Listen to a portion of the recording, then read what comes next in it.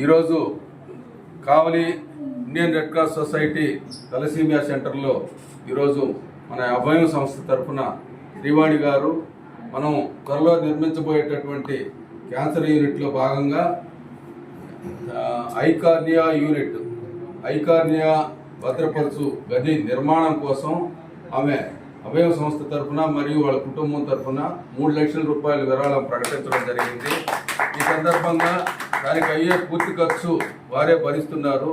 వారికి ధన్యవాదాలు. ఈ ఐకార్నియా వారు ఇప్పటి వరకు ఐకార్నియా సేకరించడంలో ప్రముఖ పాత్ర వహిస్తూ ఉన్నారు. కావలపట్నంలో దాదాపు 150 పైచీలకు ఐకార్నియా సేకరించడం జరిగింది.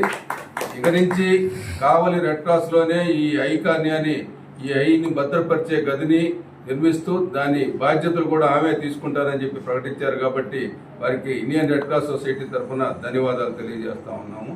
Thank you Abhayam madam Srivani.